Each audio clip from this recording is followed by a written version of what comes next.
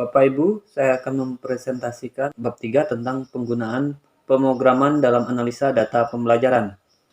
Dasar-dasar pengelolaan data dan pemrograman dan penerapan algoritma analisis khusus untuk pendidikan. Pertama, pemrograman analisis data.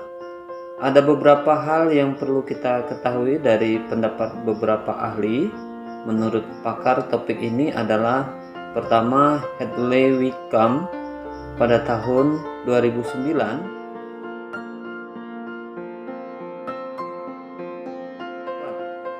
Kemudian yang kedua, Jack van der Vlos tahun 2016. Yang ketiga, Jeff Lake pada tahun 1962. Pemrograman adalah keterampilan utama dalam analisis data.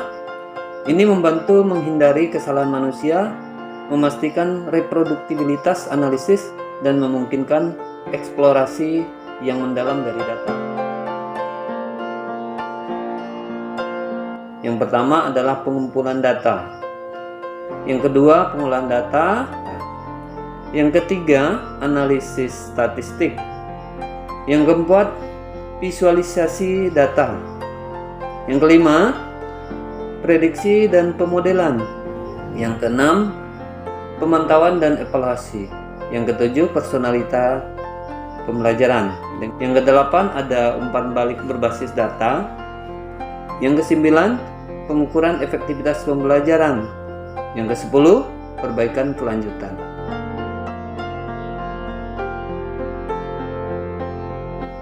Nah, di bagian ini Anda dapat memperjelaskan mengapa pemrograman seperti Python adalah alat yang bermanfaat dalam analisis data pendidikan.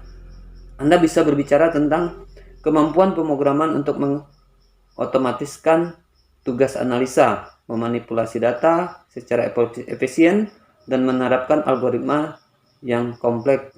Misalnya, contoh sub yang bisa dilakukan adalah peran pemrograman dalam analisis data, mengapa program penting dalam masalah mengolah data dan menganalisis data pendidikan. B. Pilihan bahasa pemrograman.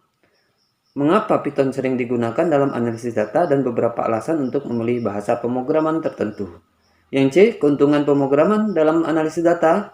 Menggambarkan keuntungan untuk mengimplementasikan analisis data melalui pemrograman dibandingkan dengan metode manual.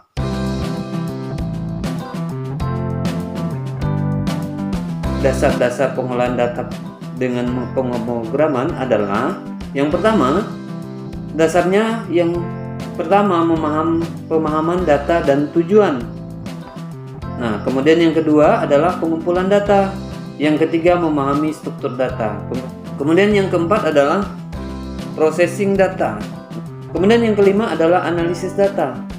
Analisis data ada deskriptif analisis deskriptif atau buat statistik ringkasan seperti mean, median, dan standar deviasi untuk memahami karakteristik utama dari data.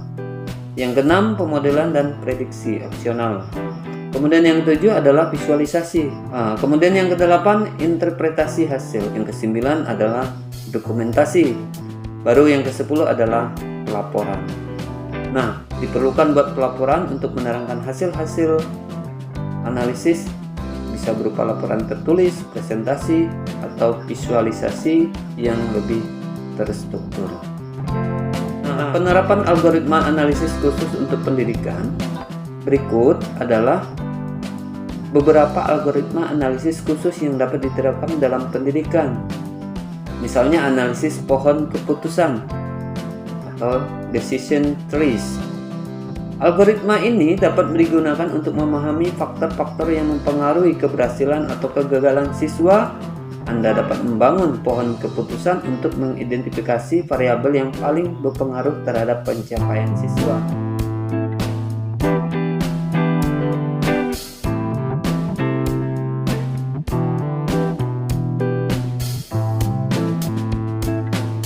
Penting untuk diingat bahwa pemahaman mendalam tentang konteks pendidikan pada bagian ini fokusnya pada penerapan algoritma analisis data yang relevan Nah, dari data tersebut ada beberapa sub-sub bagian yang harus kita perhatikan adalah algoritma clustering untuk identifikasi tren, kemudian analisis regresi untuk memprediksi performa, kemudian yang tiga, penggunaan algoritma machine learning.